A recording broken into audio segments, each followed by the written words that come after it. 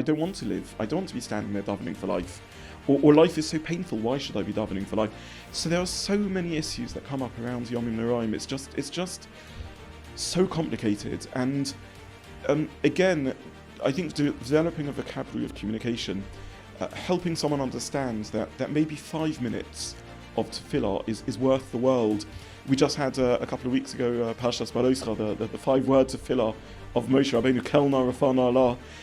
Hearing that a za'akah, a cry from the heart, may be worth more than all the nusach of tefillah of Anshe Knesset HaGedolah, because this is just a tzaka, this is just a cry of pain. Teaching our children that they can be honest with HaKadosh Baruch Hu.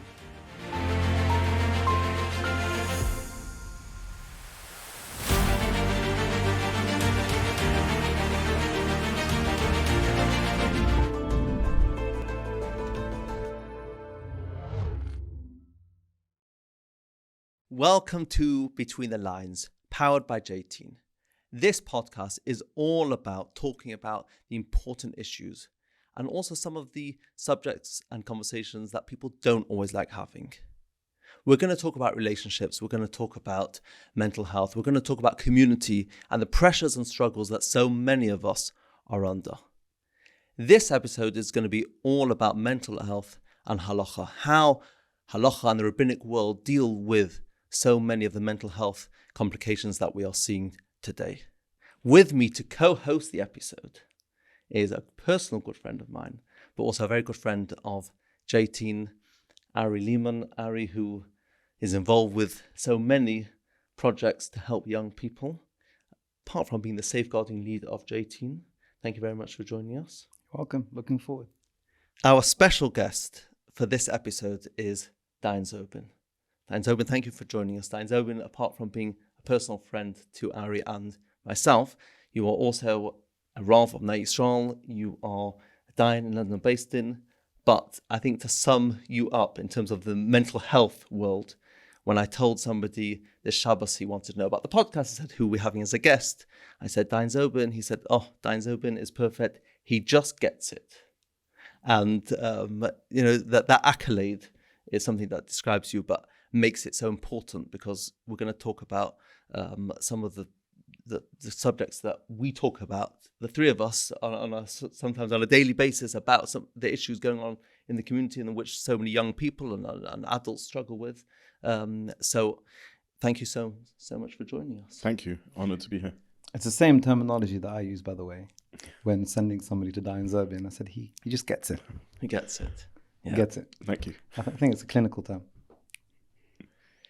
I want to start off with a text message that came in on the J-Teen support line and then sort of discuss it. And of course, all identifying details have been changed. Everyone thinks I'm being Mechal Shabbos. No one sees I'm trying to stay alive. And we are seeing on the support line, but generally with the young people that we deal with, that Shabbos is a really big struggle for young people, adults as well. But if we're talking about this as from a young person, is that something that's relatively new, or has Shabbos always been a difficulty? Maybe English Shabbos being so long. Is that a new phenomenon? So I've come across two types of kids who are not keeping Shabbos. You have some that they are taking out their trauma on Shabbos. Shabbos is a difficult time of the day, of the week. I once invited a kid to my meal who didn't want to come because he's traumatized by Shabbos meals.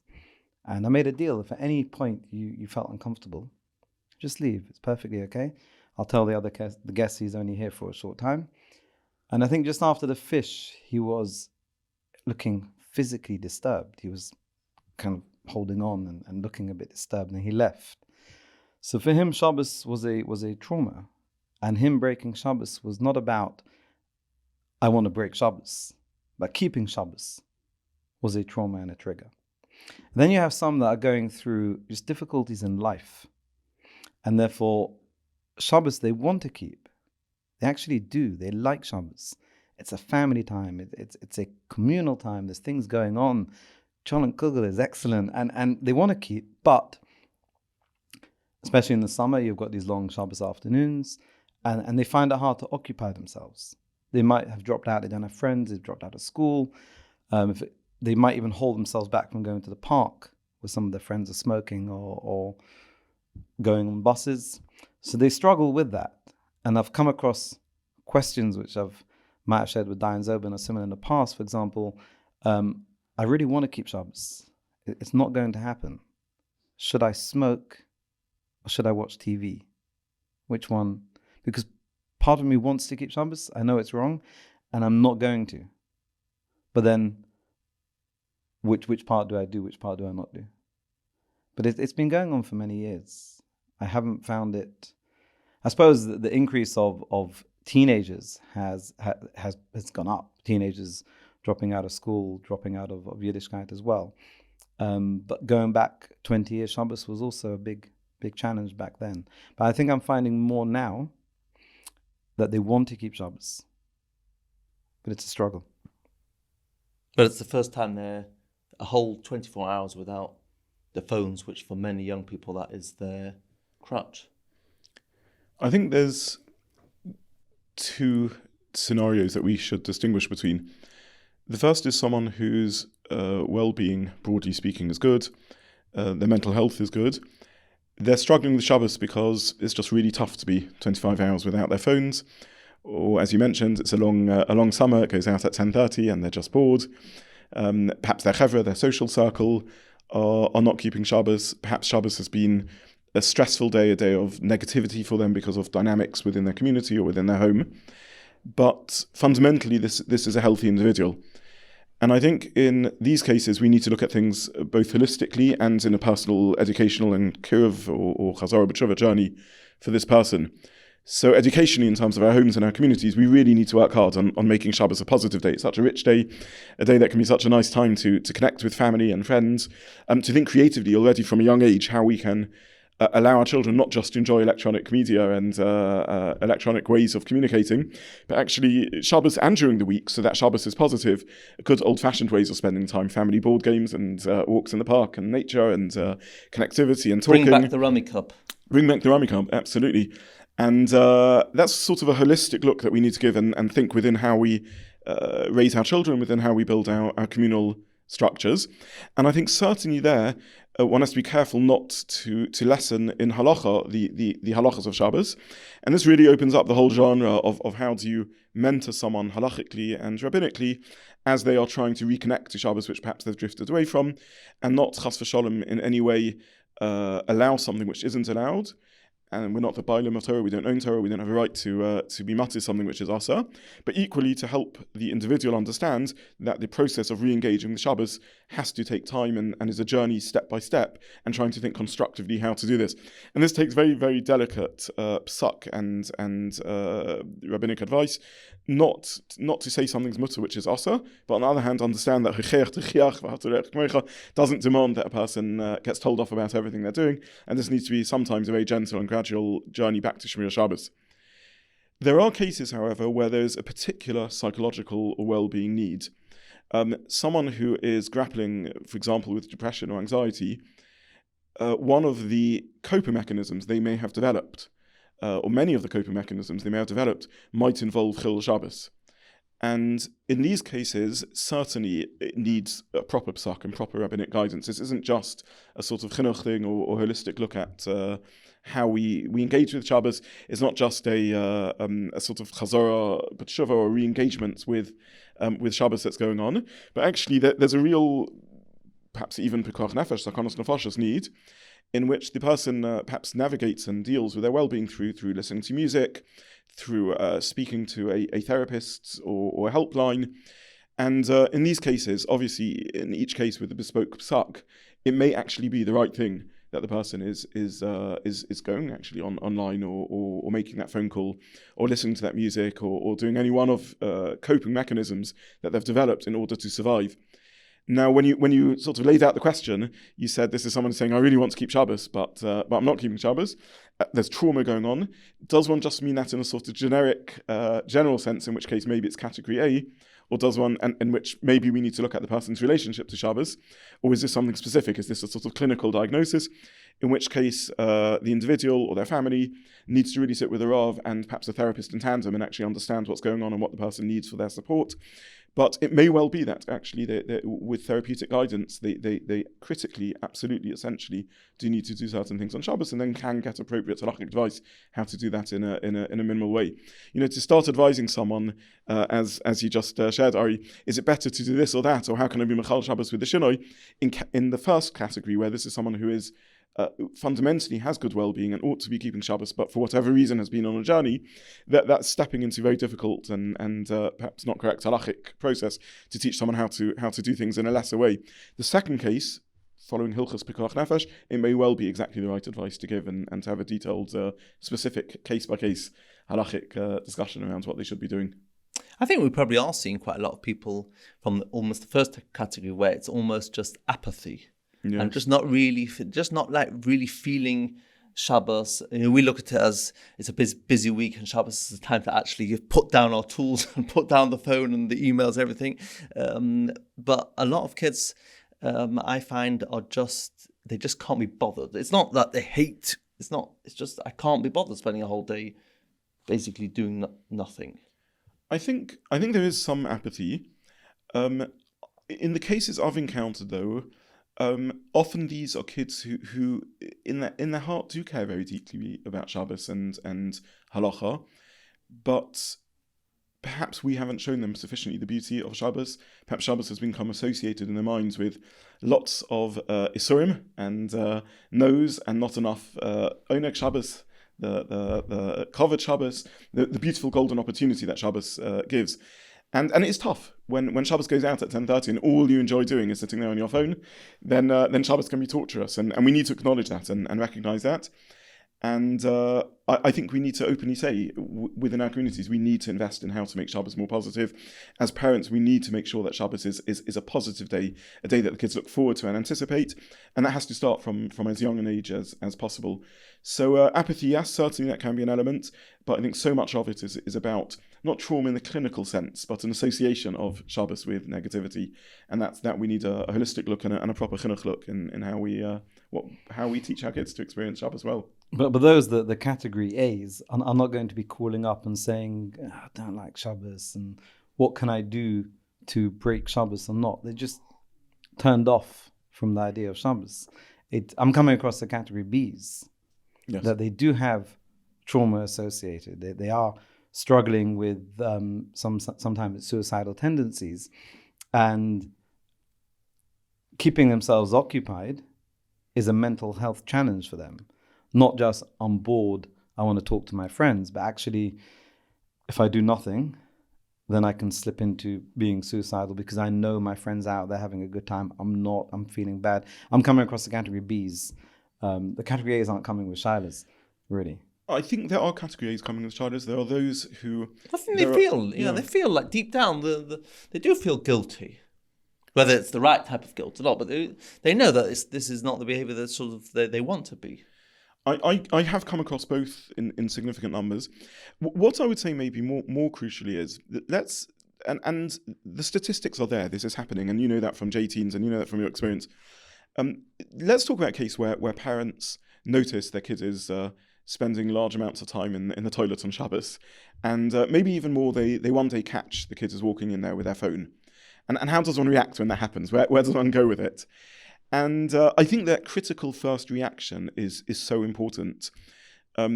Being a parent can be open in their body language, in their emotional response as to how much pain that's causing them. That's legitimate, that's real for them, and rightly so. Halacha and Shabbos is important. But equally, using that as a springboard actually to start a conversation with a kid, to recognise that most probably this is not just, a Russia trying to be Mechal Shabbos.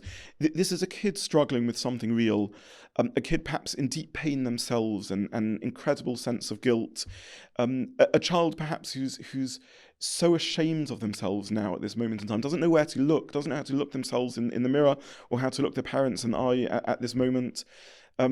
perhaps someone who feels Hashem must hate me, perhaps someone struggling with emunah and wondering how this can be happening, how can I be getting away with Chil Shabbos? And at that point, whilst parents are human, and it's legitimate for parents to be honest and authentic in their reaction, which is this is painful, also trying to use that as an open door to actually start what hopefully can be a really rich conversation with the child about what's going on, how they can support them, how they can learn from this experience, how you can grow from it and take it forward. It is highly unlikely that at that point the child isn't aware that actually something that's profoundly problematic is happening, and we can shut down the conversation. We can create such a deep sense of guilt or such a repugnance and horror at what's just happened that we cut ourselves off, or we can use this as a really special opportunity to re-talk and reconnect and explore. And it may be this is Pikuach Nefesh, it may be this is sakana, it may be mental health, or it may just be apathy, or it may be just a child who's just finding Shabbos unbearably boring and yes, is giving in to that temptation. But whichever case it is, we need at that point to start talking and try and understand what's going on and reach out to JT, to experts, to rabbonim, to therapists who understand this topic and see how to take it forward. I think it is a case by case. You have to understand the kid and why he's doing what he's doing. There's always a story behind each child, and it's a different story, but you have to understand where the kid is coming from in order to be able to advise. Absolutely. But that's why I think it's very nice the way you said, like, have a conversation. A lot of parents, that is quite hard. And I think a lot of parents now feel almost disempowered now because, I mean, I spoke to a set of parents a couple of weeks ago that the same story, they found their child, I think, in the bathroom with the phone. They were so scared to broach it because if they said anything, then that could mean he's going to rebel, that in the end, they just pretended that they'd never seen anything, and it's almost like an opportunity lost. But you understand why they're coming like that, just because they're just very scared to broach it. Sometimes parents and teachers do need to know when to turn a blind eye. That is true. But most of the time, if a parent feels afraid of broaching it, seek advice, model the conversation, take someone who's in the field, sit and plan how you're going to open it up. Often the best time for these conversations is not sitting down talking face to face like we're doing. It can become too intense and too heavy, but go for a drive, go for a walk, do something else, take them out for a coffee, and begin opening that up. And if at the end of the day, kids, generally speaking, crave parental love, they're desperate for parental approval. And if you can engender an atmosphere in which the love is uncritical, the love is there no matter what, and there's a real respect, a real desire to hear, as Ari has said, to hear their story, to hear what's going on, hopefully out of that painful start, something very fruitful can emerge. What about, let's say, something like panic attacks, where somebody really feels that they're going to have a heart attack or they're going to die, but clinically, it's something like a panic attack, is the person's not in danger. When it comes to Shabbos, and they're having a panic attack. I remember once someone I was seeing, he wanted to listen to a WhatsApp message that was recorded, that I had recorded to him, that would calm him down and go through the sort of the different exercises and the breathing techniques to help him calm down on Shabbos. Now for him, he felt that it was Sakanas Nefashos, but clinically we know that actually it's not. So this is a very interesting question, and one that is dealt with by the Posek. There's Reb Shlomo Zalman about it, Marshall. Broadly speaking, Chazal already recognize this phenomena. There's a Gemara in Yuma about a child trapped behind a door and breaking the door down on Shabbos in order to rescue the child. And this is a scenario where it's clear in the Rishonim there's no actual danger. The child is not in danger. But for the child to be trapped and imprisoned is just inducing overwhelming anxiety and panic. And there's debate amongst the Rishonim, is it talking only about a child or even an adult? But the halachic principle is there, that a panic attack can be such a profoundly damaging episode in someone's life that both mentally and physically, actually, in terms of literally heart health and the like, this can well be a case of Pikuach Nefesh. It's difficult, again, and I'm conscious in a sort of a podcast, not to give a generalized Posek.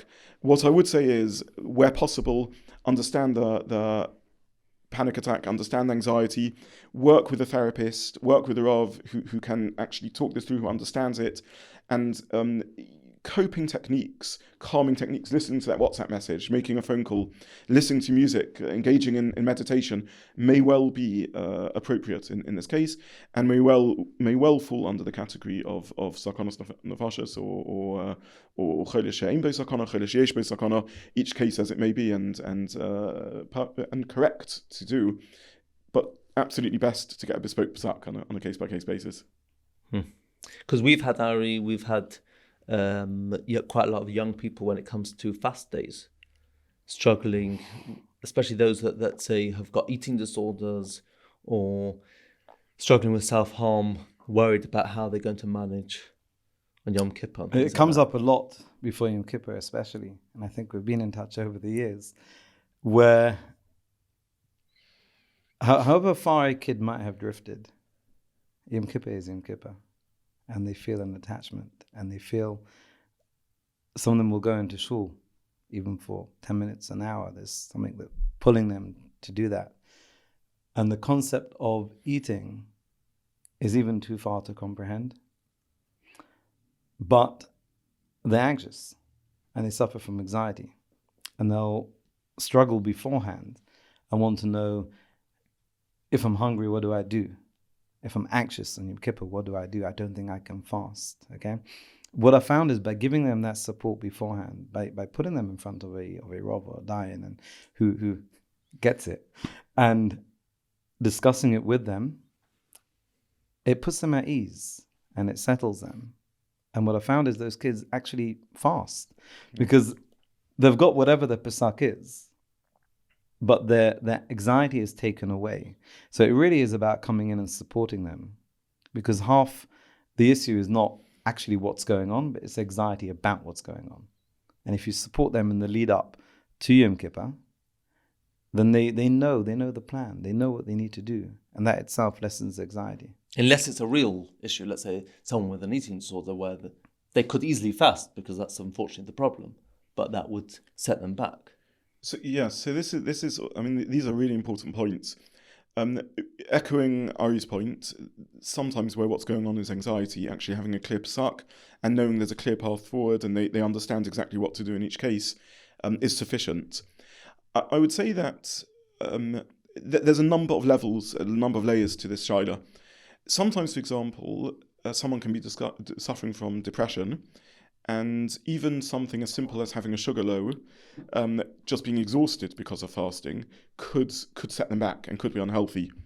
So certainly even in a case like that, it could be besides the anxiety, in which case a clear psak could help. It may be inappropriate for them to fast or to fast fully.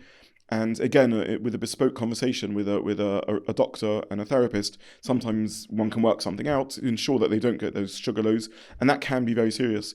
Sometimes that sugar low can be enough to tip someone over the edge of whether they're managing the depression well or not. Other cases like eating disorders, there could be both physical and mental health reasons why they absolutely should not be fasting.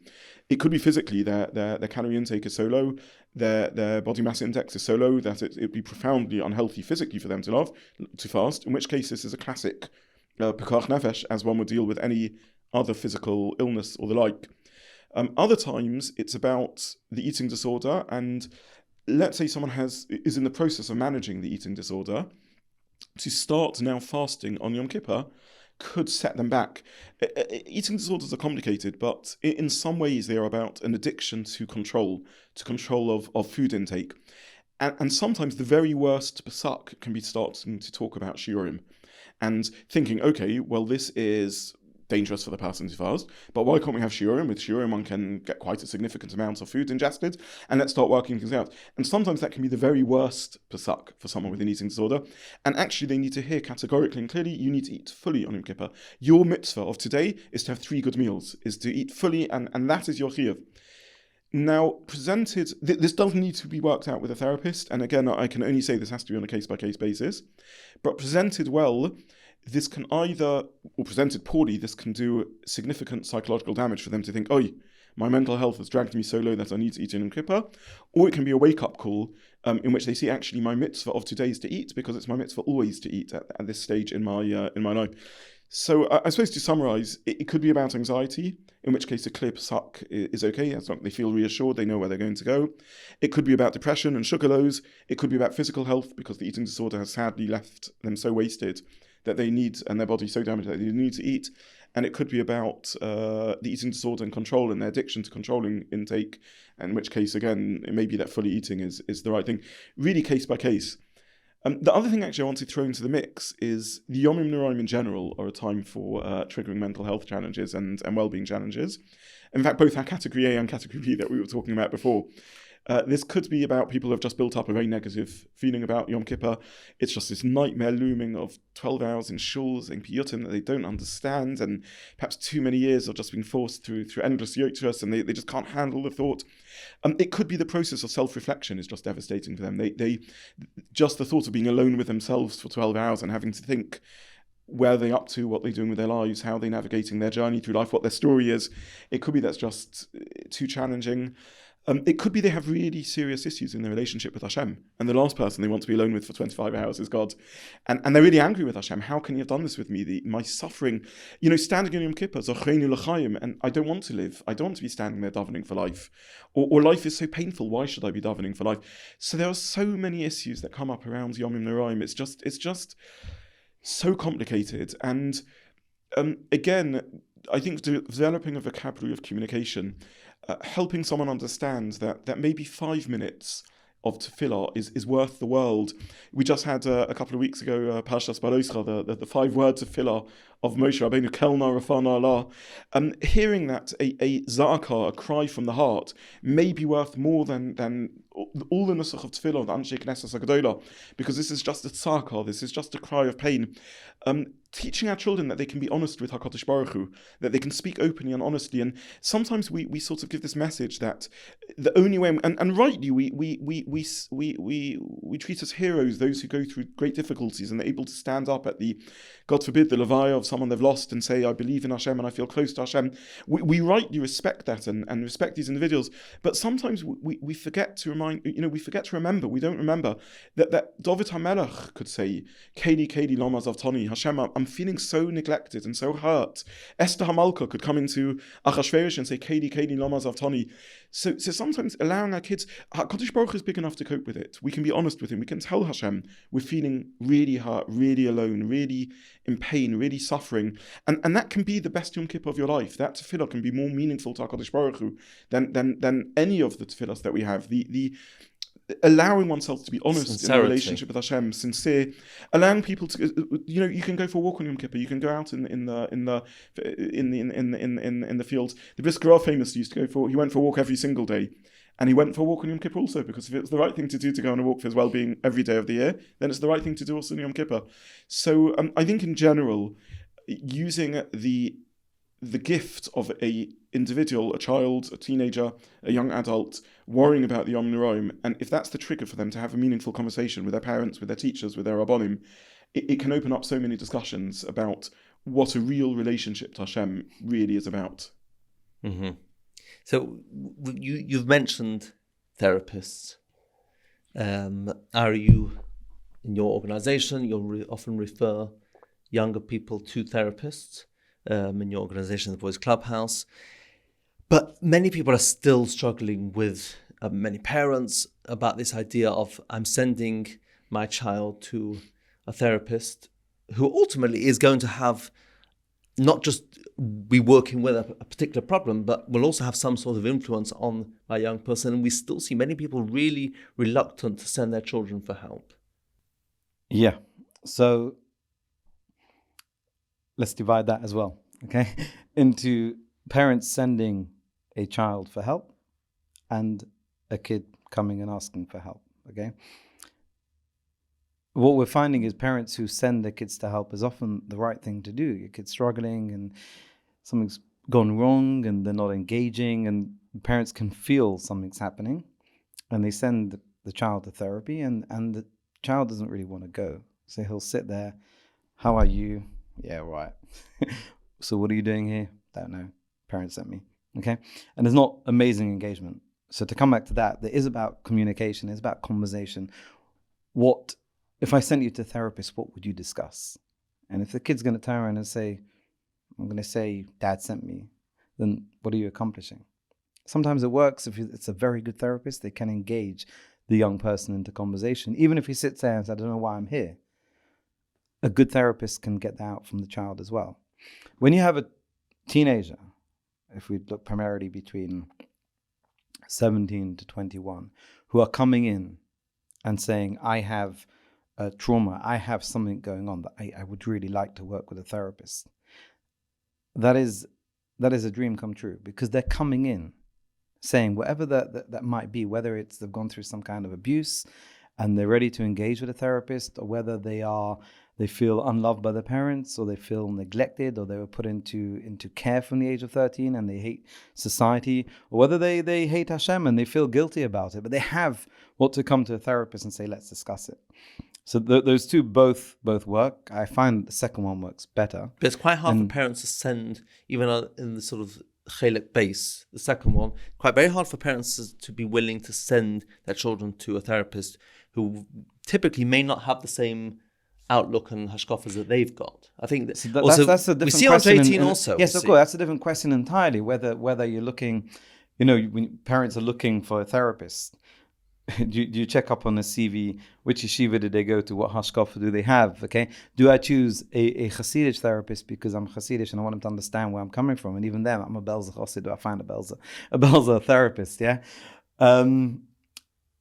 It's an interesting one, and ultimately what I find is that a good therapist can adapt to what the child needs and not bring in their own hashkafa, and not bring in their own idea of what religion might be. I've worked with therapists who are non-Jewish, and they're able to handle this as well. They don't bring in their own judgment or their own hashkafa as a non-Jewish therapist. And I've worked with therapists who are Hasidic and literally across the spectrum. It is about finding the right therapist, a good therapist, a highly recommended one, doing your research, because yes, you could come across some that the kid might come in and say, my parents forced me to keep Shabbos. And they might have an outlook and a hashkafa that under these circumstances, the parents shouldn't force, whether right or wrong, but that's their hashkafa. And if they bring in their own hashkafa into it, sometimes it can be damaging in terms of the relationship between the child and the parents. So it is about finding the right therapist, finding doing your research and finding a good one that you can have somebody from a completely different background than you. And you can be a Belzer and he can be a Satmar, but it can work. It can work very well if the therapist knows how to handle that. I think also, let's say when it comes to J-Team, we also see parents finding it quite hard that their child is reaching out to somebody. It's outside their locus of control, and it's probably within our Jewish society. We worry if our children are maybe exposed, even though we're living in a world where most of our children are exposed. We still like to keep everything tight. I think there's two things here really. The first is, look, all else being equal, if you can find a therapist who's compatible with your own hashkafas, that's definitely the best thing. There's no doubt about that. But that has to be balanced with finding the correct therapist and one with the expertise in the requisite field and so on. We are now blessed with many, many therapists in the From Kehillah who are B'nai Torah, who understand hashkafa. So if possible, it does help things if they do share values. It takes off one of the concerns and also means it's easier for them to understand culturally and spiritually what's going on. But I would absolutely agree with Ari. It's essential that one gets the correct therapist. It has to be the right therapist. And generally speaking, most therapists should be able to handle people from very different backgrounds themselves. The other point, though, which you're hinting to, is that it does feel vulnerable to have one's child go to a therapist. It can feel a little painful. Why does the child need to speak to someone else? What's wrong with us? And this is our own understandable insecurity as parents, but nonetheless, we have to do what's best for our kids. We don't feel vulnerable in allowing our kids to have a Rebbe in Gemara, and we don't teach them it ourselves, or a maths tutor if that's what they need. No one can be an expert on maths and Gemara and geography and everything else. So why should we feel that mental health or well-being or processing emotions is something that we necessarily have expertise on? a lot of therapy is, in a sense, a private tutorial. Some is really digging deep, and some of it is just learning more about our inner lives and emotional intelligence. So it can feel vulnerable to admit that my child needs to go to someone else. And one can also worry, what's the child saying? Are they blaming us for everything? Is the therapist going to draw us away from? Yes, yeah. And so on. And again, a good therapist understands that, first of all, none of us are perfect. We all raise our children and mess up some things, do other things well. And secondly, a good therapist understands that the child is describing their experiences from their perspective. It's more complicated. Life is busy, life is stressful. This doesn't mean that these are abusive or neglectful parents. So actually, a good therapist restores the relationship between the child and the parent. And the parents will look back after the therapeutic process has started working, and actually they'll say, you know what, we are actually, not only does our child function better, and we're getting so much nachas now from our child by having given them the gift of being able to turn to an expert, but actually our relationship is so much stronger. For the first time, we're understanding better our children, they're understanding us better, we're better able to speak. So I understand the fears. As a parent, I understand that absolutely, but we should feel safe with a well-researched therapist, as Ari said, looking into properly. This is only a source of bracha in our lives. I think some people probably are worried when they're even sitting in the room that they might be ended up saying something which is lashon hara, or they're not respecting their parents properly. And the therapist always gives the person that safe space to say, whatever you say in here is confidential, but they still feel that maybe halachically they shouldn't be saying what they're saying. It's a good question. Broadly speaking, the Posek take the stance that what's said in the context of therapy is to'eles, and within a hilchos lashon hara, that's the right thing to do. The therapist is in a sense actually not makabel the information. The therapist isn't believing it as an objective truth. They're understanding that this is the child's experience, this is how they've seen things, and are now trying to help the individual work through. And therefore, people should feel able to be completely honest with their therapist. My Rosh Hashiva, my Rebbe, Rabbi Yitzchak Soloveitchik, who is a Talmid Chacham of world-class stature, and cannot be accused of being sort of left-wing or a liberal thinker. He said to me once, he said that the gift of therapists in our communities, this is one of the brachas of HaKadosh Baruch Hu to our generation. This is such a golden opportunity, what a privilege it is to sit with someone for a period of time every week, to have a chance to talk about one's panim, what's going on in one's inner life, understand it better, explore it more fully. This is something phenomenal, and I often feel we spend so much time educating on really important things, on Talmud Torah, of course, Talmud Torah curriculum, on professional development, on geography and history and maths, all really important things, and we're not educating on the perhaps most fundamental, basic facets of life: self-confidence, well-being, understanding our inner lives and emotions, resilience, and everything else that all three of us can name. So see therapy as a private lesson. We don't expect kids to pick up how to drive a car and understand how to drive it just because they've sat next to drivers all their lives. And yet somehow we expect kids to pick up by themselves how to navigate life. Navigating life is a lot harder than navigating roads. And if we're confident to pay a driving teacher to teach our kids how to drive a car, and sometimes not worry too much about the hashkafas, which maybe is a subject in its own right, we definitely should be confident to find a therapist, but absolutely try and find one that fits one's hashkafas if possible. Could I throw a question at you now that we're holding on therapy? In your capacity as a therapist as well, because you're quite a renowned therapist, having written a book, Mastering Your Mind, as well. There is a certain expectation from parents within the world of therapy that I send my child to a therapist and they fix it. Because that's what a therapist does. That's what they advertise in the advertiser. We're to help with anxiety, we're to help with self-confidence. And and my question is like this, sometimes the parents will send, coming back to what I said earlier, they will send a child to therapists. And have you come across cases where, without that conversation about what's really going on, and the child or the parents not knowing why they're sending the child can be in therapy for 1-2 years and not actually disclose what is really bothering him or her?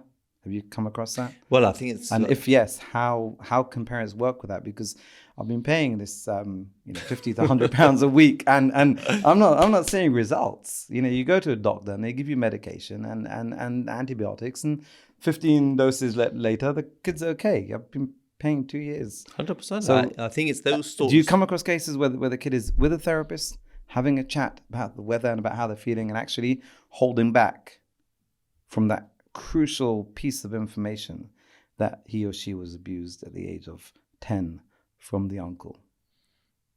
And they're not just not telling the therapist, but are they confiding in JT perhaps?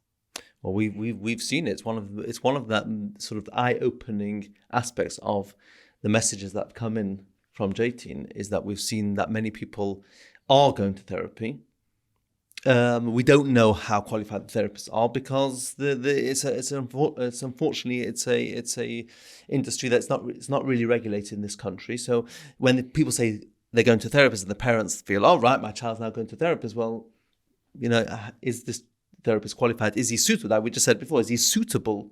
Is the therapist a suitable therapist for my child? And we've seen that many people are going to therapy, and it's true, they are not necessarily confiding, they're not necessarily using that space. It's like a tick box. The parent feels, okay, I've sent my child, that means it's sort of off my head, and the therapist is going to fix it. And we know that we often need the parents involved.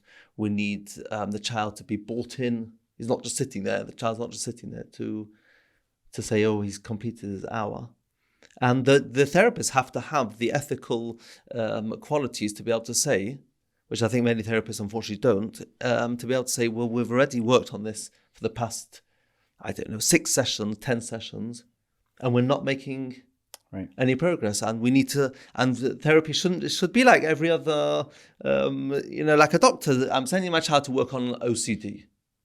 So we would expect after a certain amount of sessions that there's a game plan, and you are aiming to reach to a certain level. You're not going to fix it after 6 sessions, but where are we up to, what we're doing, and parents should understand what's going on in the process. And actually, really, it's sometimes quite upsetting when you see somebody who really wants to change their life, and they've sat there with a therapist sometimes 2-3 years, and as you say, the expense for the parents has been huge, and they don't always have it, but they're doing it because their child needs.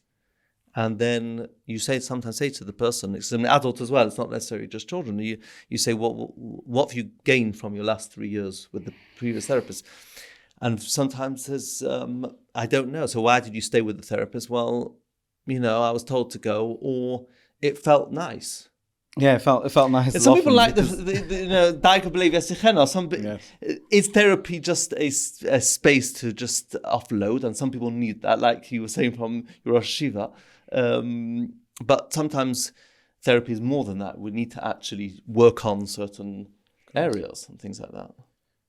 I would say 2 points. First of all, finding the right therapist can be a bit like a shidduch. There has to be that match. And it's definitely worth, if parents are looking for a therapist, speaking to someone who's a good signposter. Experienced Rabbonim and Rebbetzins should be able to signpost well. If I can mention Relief, and phoning the expertise of Relief and speaking to their team and getting referred to someone. So it can be hard. It can feel very confusing navigating which type of therapist I need, who's the right individual. Reach out to the experts and get that signposting done. The second thing is, whilst therapists are bound by confidentiality in many cases, it is okay often to have a conversation with the therapist and the child about what boundaries of confidentiality they want. And sometimes actually the child needs the safety of a space where they can speak with no feedback, but other times it can be healthy for this to become a 3-way conversation between the child, the therapist and the parent. And the parents then can be in a situation where they are to some degree understanding how the therapeutic journey is going, and as you said, whether the child is just having the opportunity to talk for an hour a week, or whether they're actually getting key guidance and growing from the experience. And parents should not be afraid of asking the therapist, is this something you can discuss with the child, whether I can have space or not, whether I can be part of the conversation. They will need to accept if the therapist comes back and says no, or the therapist says, I don't feel it's appropriate for me to ask that. But they shouldn't. Sometimes we can be afraid, is the therapist judging me? Is there something wrong to ask?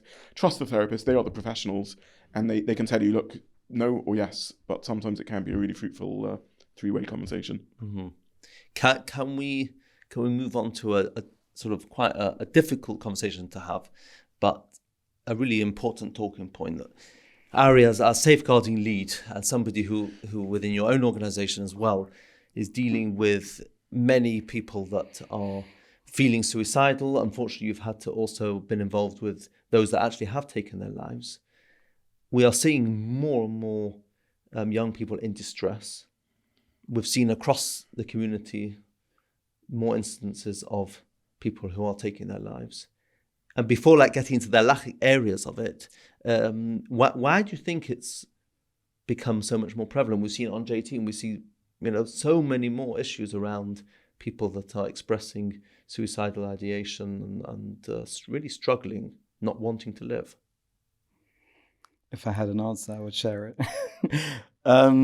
It's hard to answer that one because there is no one underlying factor. We live in a world where there are therapists en masse, the medication available for any kind of mental health, okay? And doctors will come along, suicidal, here's antidepressants, and that should fix it. Kids suicidal go to therapists, should fix it, but it's not, okay?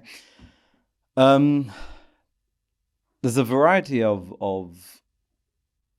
causes and challenges that kids are going through today that might push them over the edge, perhaps more than it happened years ago. Don't want to blame the social media. It's not right to say social media is the cause of suicides, and it is a lot in the national society that we live in terms of online bullying but again, coming back to, like in the halachic world, it's a case by case. In my world, it's also a case by case. A number of either suicidal tendencies that I've come across over the past 10, 12 years are drug induced. Kids taking the wrong drugs or abusing themselves with drugs, and it has a psychiatric effect. And it can make them live in such a dark place. Like you said earlier, Zacheinu L'chaim is why. I've heard from kids, and we talk about a good life, and why should I wake up tomorrow morning knowing that it's going to be as dark as it was today and yesterday and the last year? So you're going to tell me there's light at the end of the tunnel? I've heard that for the past 5 years. Okay, tell somebody else. And they're living very, very dark lives. So when it's drug induced, that's the answer. Okay, they've taken a bad, and again, it's a message to teenagers who are experimenting with drugs. They will turn around and say, "It's right, I'm taking a bit of weed, yeah," but it's not, because the weed on the street today is primarily skunk, which is absolutely mind blowing, unchanging. Okay, unchanging. It really is. Don't know how much you can talk about drugs in this podcast, but I met up with a young person of 24, 25 who worked in Amsterdam. And he, on his way home for 2-3 years, always stopped off at a cafe and smoked a bit of weed to relax. And he came to London for a weekend and met up with his friends and took some London weed. And he told me his mind was like it blew open. It was horrific. He had an horrific experience. And he having 14, 15-year-olds trying it. And by the time they're 18, 19, if they carry on, they're suffering from paranoia, possible schizophrenia. That's besides access from there onto the other party, they'll take an MDMA, for example. And I've met a number of kids who just by taking a bad batch of MDMA end up in psychiatric care, in and out. And that's when they enter, to answer some of your questions, why is an increase? It's a high increase of drug usage, okay? That's on one side, which leads them to live such a dark life that the answer is no life, okay? Because then that's where they are. Then you have what can and has pushed kids to be suicidal. Another two elements that I've come across. Again, there's no real answer, but it's about understanding case by case what's going on.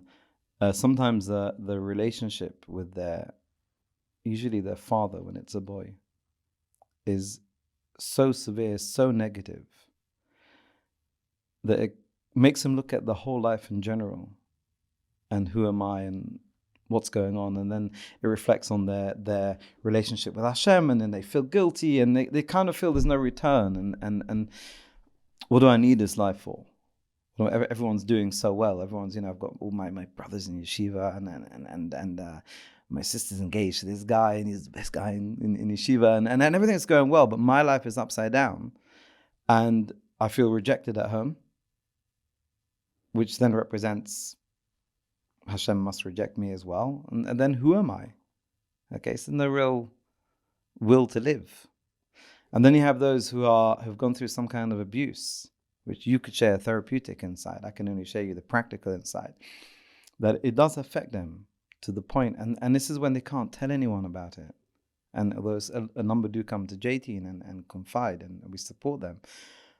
But they can't tell anyone, and the pain and the shame can just lead them to, I just can't live this life. They can't talk, they can't open up, they can't confide. So what we're finding within our organization is that a boy who does come forward and say, I need to discuss, we build up a relationship with them, a kind of conversation to understand where you're coming from.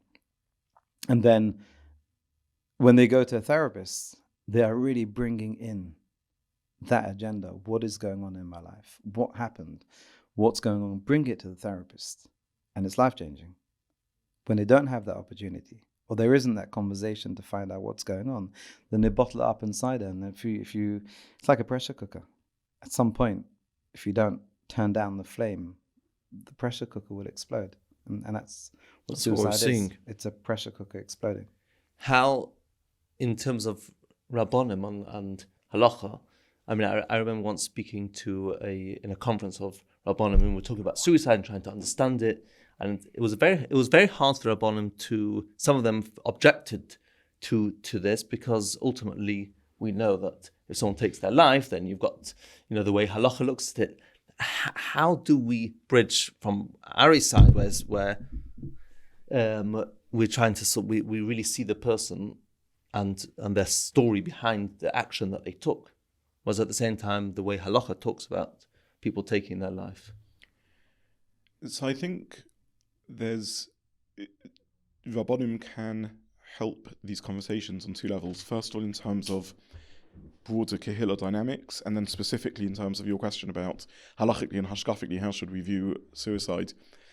In a broader kehillah dynamic, we have the opportunity to build relationships with our members, with the people within our kehillah, as Ari does and as you do through J-Teens. I hear the whole time, well, weed is nothing and it's safe and it's fine, and actually being able to have relationships with teens where they feel open and in a Q&A can bring that up, and one can actually then explain the issues and how one faulty batch can be the trigger that sends someone into decades of mental freefall.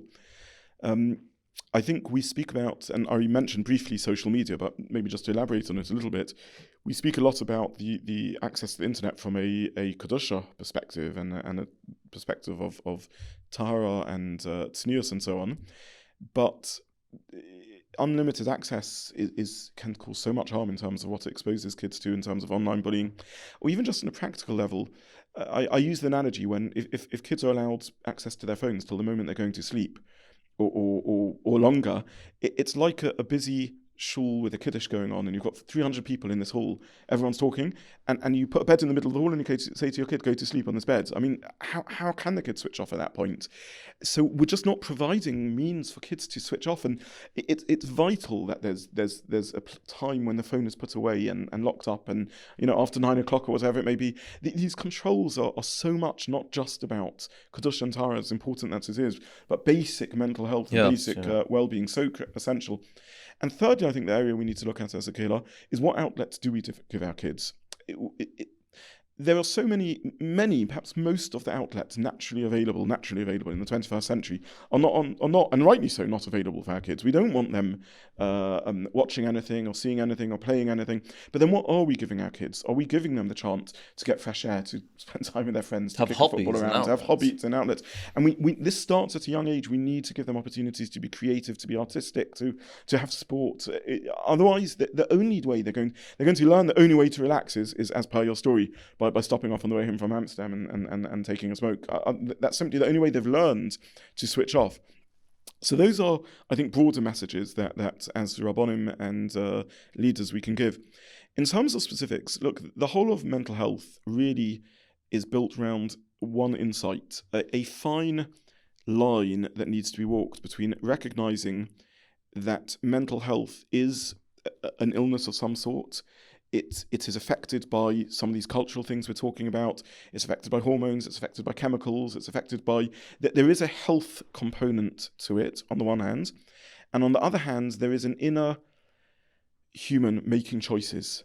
And even in the most painful, difficult experience of mental health, there is that voice, there is that ability to say, I need to take some level of responsibility and control for my life and seek help, reach out, engage with the help that's available. And ultimately, the message of Yiddishkeit, of Bechira, of choices and human responsibility, of Tzelem Elokim, that we have to take ownership of our lives is there. And that's such a fine path to walk.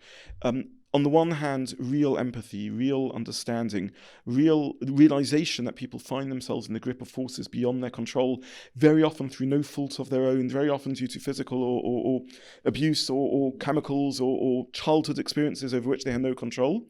And on the other hand, ultimately, there's no way to shirk responsibility. Therapy, the medication, it can never be as simple as take the antibiotics and 15 doses later you'll be fixed. You can't just expect the doctor to sort of act on you and heal you. We have to engage and take part with it. And I think halacha is such a rich resource again in that respect. It's from HaKadosh Baruch Hu, it's more than that. But the message that no, suicide is not a solution. Suicide is wrong. Suicide is never the right answer. Suicide is destructive of oneself and one's life and one's spirituality. That suicide is not an act of kindness. Sometimes people in the depth of despair think they're saving their families and their friends. They think it's an act of chesed to commit suicide. And for them to hear firmly and loudly from the kehillah, no, this isn't the right solution. This isn't the way forward. This is not a chesed to your family. This will leave a trail of havoc behind it. That is such a powerful message. And we have to, with all the understanding that we give, when chas v'shalom, Rachman, a suicide occurs, and with all the empathy and all the recognition that in so many ways the person who's committed suicide is a victim of forces above and beyond themselves, we also need to remember at the end of the day, these are decisions that people are taking, and they need to take ownership of that. And I think, therefore, halacha actually reminds us of that. It reminds us of both truths. Sometimes they're not always a person that's able to have the bechira to take the decision. Each case needs to be looked at on a case-by-case basis, but I think we should be very wary of falling off either extreme. Should be very wary of slipping into a blame game, but equally of giving a message that sometimes it's okay, sometimes you don't have control, is a lethal path to step. And I think we have to get the messaging right. And at the end of the day, people are listening to our responses, and every suicide can make things a little bit more normalized, and we can't ever chas v'shalom normalize this. This isn't about the blame. Once the person has done it, we chas v'shalom, we make no judgment of anyone, and we leave it to HaKadosh Baruch Hu. It's their own personal journey, and the pain that we feel is so overwhelming, we can't make a judgment. But we shouldn't give a message of this is okay, or this is beyond control. No, we have to turn to every single person in front of us, and we have to have that emunah that we can look them in the eye, we can give them that hug, we can give them that warmth, and we can say to them, this is a choice that you cannot make. You have to fight, and you have to be strong, and you have to survive, because there is light at the end of the tunnel, however hard it feels to experience that. And we know the people that have got through it. Maybe they still continue to struggle, but they can look back and say, Baruch Hashem, I was stopped at that last moment before I took that jump. And I've gone on and done such beautiful and meaningful things and achieved such wonders in my life. And that's the message we need to continue to deliver. So it's a tightrope. It's a very difficult balancing act, but we have to be able to get it right.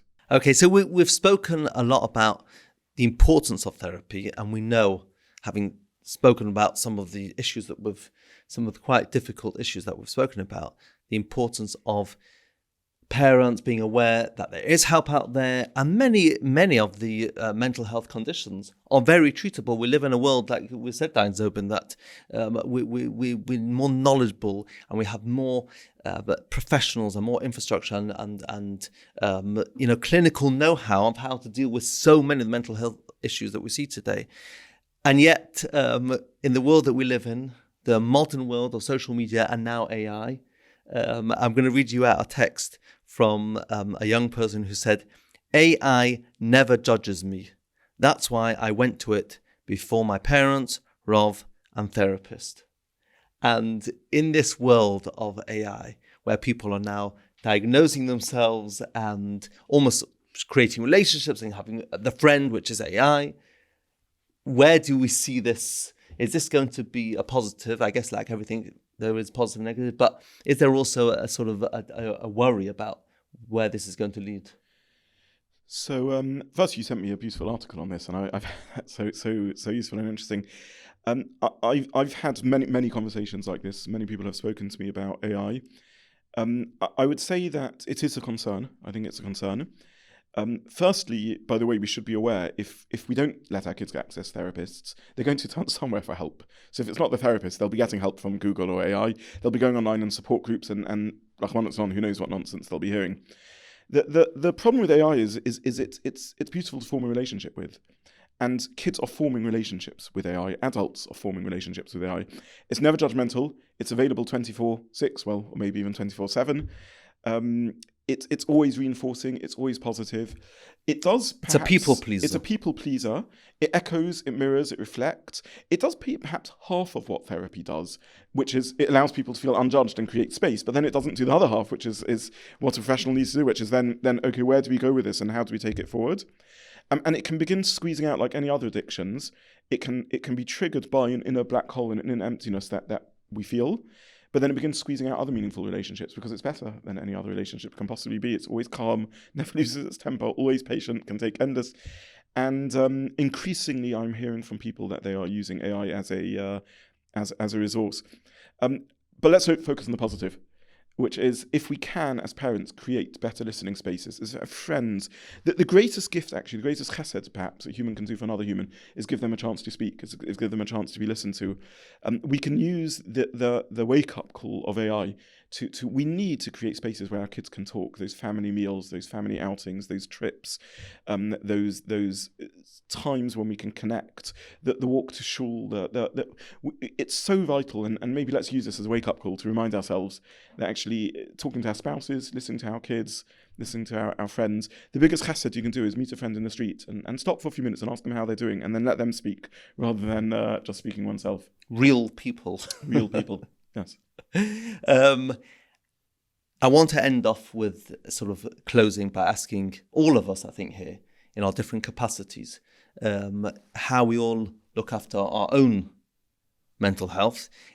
It's one of those things that people always tend to look at helpers, rabbonim, therapists, social workers, that they have it all sorted. They're not one of us, and we are sort of kind of superior. But I think it's so important as part of the sort of what we're trying to do in the podcast is try and show that mental health is something that we all have to look after, we'll have to be aware of. Ari, you in your life, you are really, we've spoken about some of it today, but you on a day-to-day basis are having to work with really horrific situations. You're sitting here, you're always calm, that we know. Always smiling. Always smiling. On J-Teen, I think every day this week, every night, there's been something we've had to decide. You've had to make the decision, are we going to refer it? Is this an emergency? So how do you look after yourself? Excellent question. Variety of things. And does it have an impact on you? So it would without looking after yourself. But Shabbos, for example, is the most awesome looking after yourself. I'll be selfish on Shabbos, okay? The phone goes off at 7:15. It is wow. And I often wonder, what do people do before phones? How do they appreciate Shabbos? It is in my life where the phone's busy, it is, that's it, done. Switch off, okay? Think about anything. Even if I meet a member of staff on Shabbos who wants to talk about a specific young person they're helping, I'm like, call me tonight. Not discussing it on Shabbos. It's a switch off. I'm feeling guilty about the time we've bumped into each other on this conference street. It's just a hug. I'm sorry, Ari. Yeah, but that's okay. So you sort of eke out your time. Completely, that's my time. Okay, I put in place a number of years ago Wednesday morning. I don't respond to anything till about 12 o'clock. That explains why you don't answer my messages. That's why I don't answer your messages. What about Monday, Tuesday? So that's also Wednesday. And every so often, if I feel that it's a little bit too much, I'll just go away for 2-3 days. It's self-care. It's going away, switching off. How will you know it? Do you just...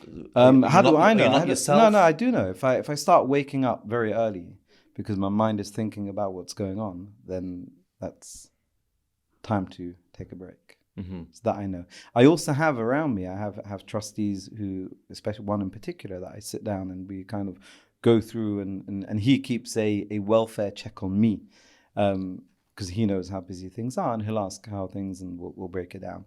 So you have to be aware of yourself, and not be Superman and say I'll just carry on forever and burn myself out, because I've met people who do burn out. You can burn out. Well, many people do in the they do, profession. and yes, it can be very intense, as you say, in JT in the last 2 weeks especially. But I've also, I suppose, built up the ability to compartmentalize, and when it's the end of the evening, the end of perhaps a difficult shift on JT, and my laptop closes, and that's my day closes. And the glass of wine comes out. And that's my day has closed. Yes, yeah. It's you have to know how to manage yourself, to put a stop and say, okay, laptop's closed, done. Okay. On the other hand, ongoing, you have to be able to reflect on yourself and see, do I feel a little bit burnt out, and be honest, and not say I'll just carry on forever, but actually, I feel a bit burnt out, take a break. And that break's really important. Dayan Zobin, for you, I mean, you're juggling a lot. I know that because we were going to have a discussion about the podcast, and you said, the first 3 days of the week I'm completely chock-a-block. But from some of the situations that we've worked in together, I know that besides for dealing with all the communal matters, you've also got many people who come to you because you are the rabbi who gets it. I sometimes think, I might be wrong, but I sometimes think it's almost harder sometimes for rabbanim than therapists, because as therapists, we're trained to hear and absorb, but then also to always work on and change. And I always believe, we're going to help this person. Whereas for rabbanim, very often you're just absorbing it. How do you look after yourself? So I want to say 2 points. First of all, there are many rabbanim that get it, and Baruch Hashem, the Kehillah is blessed with Yedidim and Chaverim, wonderful rabbanim there.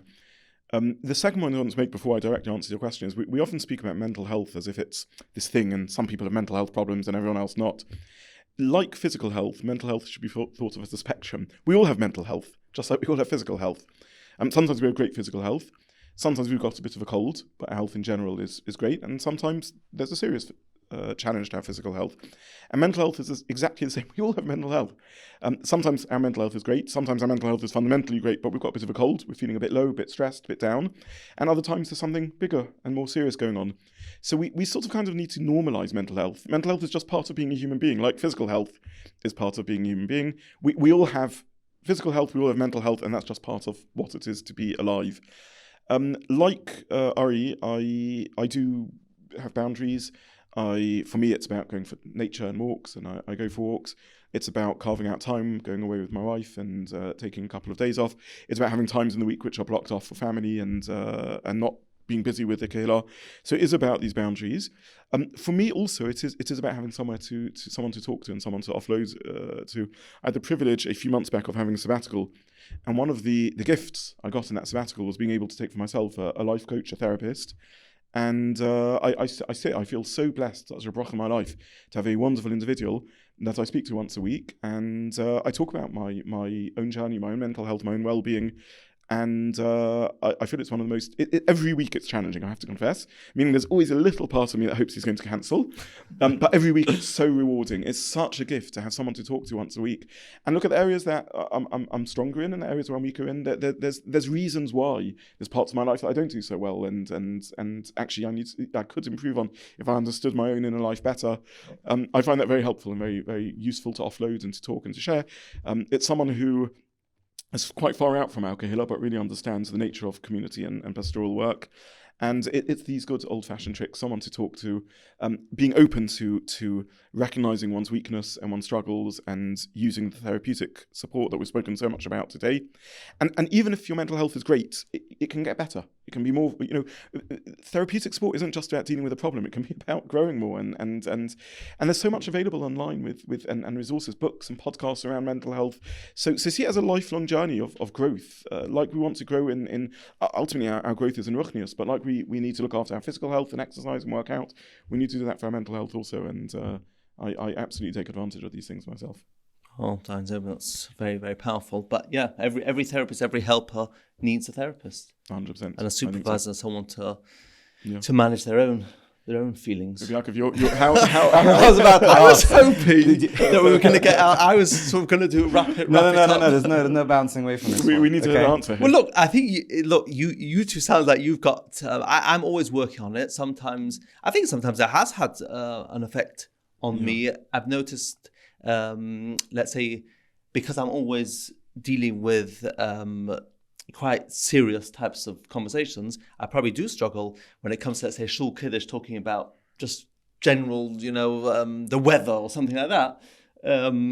I think probably I've got so used to really sort of trying to fix or work on people's struggles that just having just a silly laugh in a after shul is probably I have to sort of work on myself that you can have these conversations as well. It doesn't always have to be about life. And sometimes let's say on Sundays I'll go on a bike ride, and that's my time. People will say, "Why don't you go with someone? It's it's a bit strange. You're literally just by yourself. There's loads of people that want to come with you," and that's my thing, and that's how I just sort of besides having a supervisor who I generally talk to, but just having my alone time.